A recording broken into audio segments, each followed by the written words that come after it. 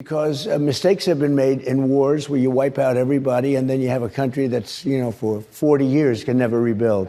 সম্প্রতি ফক্স নিউজকে দেয়া এক সাক্ষাৎকারে ট্রাম্প অকপটে স্বীকার করেন ইরানের সঙ্গে যুদ্ধে জড়ানো উচিত হয়নি যুক্তরাষ্ট্রের। এছাড়াও এক সপ্তাহের মধ্যে সম্ভাব্য শান্তি চুক্তি হবে বলে আশাবাদ ব্যক্ত করেন মার্কিন প্রেসিডেন্ট। এরপর থেকে বিভিন্ন মহলে প্রশ্ন জাগে, হরহামেশাই যে ইরানকে চুক্তি না করলে বোমা মেরে উড়িয়ে দেওয়ার হুমকি দেন যিনি, সেই ট্রাম্পই কেন যুদ্ধ প্রসঙ্গে একেবারে সুর নরম করে ফেললেন? বিশ্লেষকরা বলছেন যে লক্ষ্য নিয়ে ইরান যুদ্ধে জড়িয়েছিল যুক্তরাষ্ট্র তা হাসিলে কার্যত ব্যর্থ দেশটি, বরং ইতোমধ্যেই যুদ্ধের নেতিবাচক প্রভাব পড়েছে মার্কিন অর্থনীতিতে। এছাড়াও যুদ্ধে দেশটির সামগ্রিক ক্ষতির আর্থিক পরিমাণ 25,069 কোটি টাকা। এছাড়াও গেল এপ্রিলে বিগত 3 বছরের ইতিহাসে সর্বোচ্চ মূল্যস্ফীতির সাক্ষী হয় যুক্তরাষ্ট্র। পাশাপাশি বিশ্ববাজারে তেল ও গ্যাসের দাম বাড়ায় 4 বছরের মধ্যে এপ্রিলে সর্বনিম্ন পর্যায়ে পৌঁছায় মার্কিন পরিবারগুলোর সঞ্চয়ের পরিমাণ। এছাড়াও সবসময় যুক্তরাষ্ট্রের সামরিক সক্ষমতা নিয়ে গর্ব করা ট্রাম্পের দম্ভ চূর্ণ বিচূর্ণ হয়েছে ইরান যুদ্ধে। ক্ষতি হয়েছে মধ্যপ্রাচ্যে থাকা অন্তত 20টি মার্কিন ঘাঁটি, প্রাণ হারিয়েছেন বেশ কয়েকজন মার্কিন সেনা। এছাড়াও ধ্বংস হয়েছে পেন্টাগনের অন্তত 42টি যুদ্ধবিমান।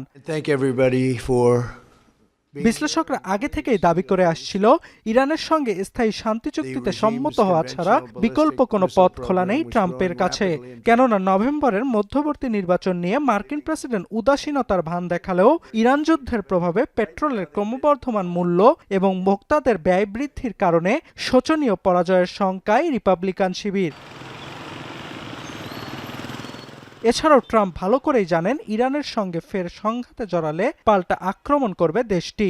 এ কারণে সামরিক শক্তি প্রদর্শনকে সবশেষ বিকল্প রেখে ইরানের সঙ্গে শান্তি আলোচনা জোরদারে যুক্তরাষ্ট্রকে পরামর্শ দিয়েছে বিশ্লেষকরা। তবে অনেক বিশ্লেষকের অভিমত, ইরান শান্তি চুক্তির পথে অন্যতম বাধা লেবানন। ইরান আগে থেকেই বলে আসছিল লেবাননকে বাদ দিয়ে শান্তি আলোচনায় যাবে না তারা। কিন্তু যুক্তরাষ্ট্র ইরানের মধ্যে যখন সমঝোতা আলোচনা জোরালো হচ্ছে, ঠিক তখনই লেবাননে হামলার মাত্রা বাড়িয়েছে ইসরায়েল। বিশ্লেষকদের শঙ্কা, লেবানন দখলের অজুহাতে যুক্তরাষ্ট্রকে আলোচনার টেবিল থেকে সরিয়ে ফের যুদ্ধের ময়দানে নিয়ে যেতে চায় নেতানিয়াহু। এদিকে ট্রাম্প কোণঠাসা হয়ে পড়ায় এর সুযোগ নিচ্ছে ইরান। ট্রাম্পের জন্য মাথা ব্যথার কারণ হয়ে দাঁড়িয়েছে হরমুজ স্থবিরতা। গেল ফেব্রুয়ারি থেকে বিশ্ব তেল পরিবহনের গুরুত্বপূর্ণ রুটটি কার্যত বন্ধ হয়ে যাওয়ায় অপরিসীম ক্ষতির মুখে পারস্য উপসাগরীয় অঞ্চলে ট্রাম্পের মিত্র রাষ্ট্রগুলো।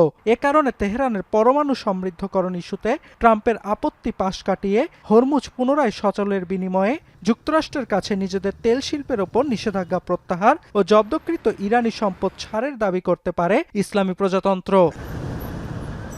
অর্ণব প্রসাদ, এখন বিশ্ব। 72 ঘন্টা ময়েশ্চার লক সমৃদ্ধ লিলি বডি ওয়াশ, শিয়া বাটারের গুডনেস স্কিন রিপেয়ার করে রাখে সফট ও গ্লোয়িং।